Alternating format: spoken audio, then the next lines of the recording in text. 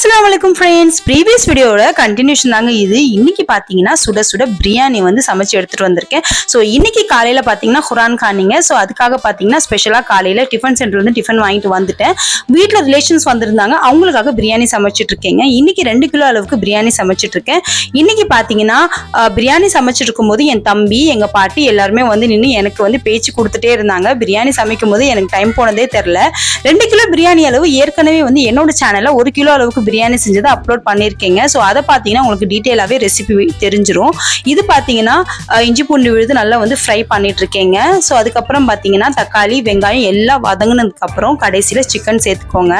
So இது வந்து சூப்பராக ஃப்ரை ஆகிட்டு இருக்குங்க. எப்பவுமே வந்து சமைக்கும் போது ரொம்ப டயர்டாக ஃபீல் ஆகும். பட் இன்னைக்கு ஃபேமிலிலாம் இருந்ததால டைம் போனதே தெரியல. பிரியாணி கிரேவி பார்த்தீங்கன்னா சூப்பராக ரெடி ஆயிடுச்சு. பிரியாணியோட ஸ்பெஷல் என்ன தெரியுமாங்க? பிரியாணி சமைக்கும் போதே அந்த வாசம் வீடு ஃபுல்லாக தூக்கணும். ஸோ அந்த மாதிரி தான் பிரியாணி இருக்கணும். நான் சமைச்சா பார்த்தீங்கன்னா வாசம் வீடு வரைக்கும் இல்லை, வாசல் வரைக்கும் வரும். அவ்வளோ சூப்பராக இருக்கும் பிரியாணி. ஸோ இன்னைக்குமே அந்த மாதிரி தான் இருந்தது. நல்லா இந்த மேரேஜ்லலாம் செய்வாங்க பார்த்தீங்களா, அந்த அளவுக்கு சூப்பராக இருந்ததுங்க பிரியாணி. ஸோ சாப்பாடை வடித்து நான் வந்து கிரேவியில் சேர்த்துக்கிட்டேங்க. ஸோ இப்போ வந்து நல்லா மிக்ஸ் பண்ணிட்டு தம் கொடுத்துருவேன். இப்போ வந்து சாப்பாடை வந்து கீழே வந்து நல்லா மிக்ஸ் பண்ணணும். ஏன்னா வந்து நம்ம தண்ணி வந்து ஹெவியா சேர்த்துருக்கிறதால சாப்பாடு நல்லா உள்ள இறங்கணுங்க. ஸோ நான் இந்த மாதிரி பண்ணிக்கிறேன் பாத்தீங்களா. இப்போ மேல ஒயிட் ரைஸ் இருக்கு பாத்தீங்களா, அது தெரியாத மாதிரி நல்லா மிக்ஸ் பண்ணிப்பேன்.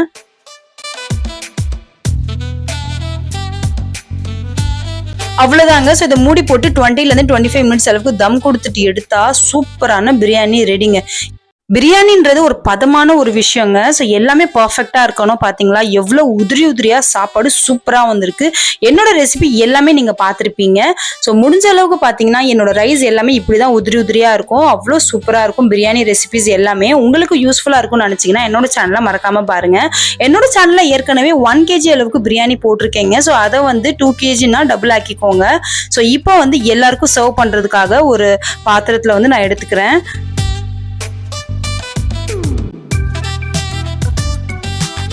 அப்பப்பா பிரியாணி பிரியர்களே, நீங்களே சொல்லுங்க, பிரியாணி உதிரி உதிரியா எவ்வளவு சூப்பரா இருக்குல்ல. இந்த பிரியாணி பிரியர்கள்ல நானும் ஒருத்திங்க. எத்தனை வாட்டி நீங்க பிரியாணி கொடுத்தாலும் அத்தனை வாட்டி நான் சாப்பிடுவேன். ஸோ நானும் சரி என்னோட ஹஸ்பண்டும் சரி. ஸோ அதனாலதான் என்னமோ எனக்கு இந்த அளவுக்கு பிரியாணி குக் பண்ண தெரிஞ்சிருக்கு. அவ்வளோ உதிரி உதிரியா சூப்பரா வந்திருக்குங்க.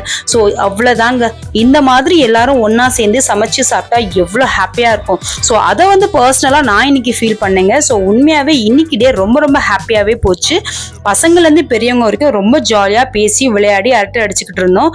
அவ்வளவுதாங்க. ஸோ இன்னைக்கிட்டே சூப்பராகவே முடிஞ்சது. எல்லாரும் சாப்பிட்டுட்டு டீ காஃபி எல்லாம் குடிச்சிட்டு கிளம்பிட்டாங்க. ஸோ இதே மாதிரி சூப்பரான vlogல உங்களை மீட் பண்றேன். பாய்.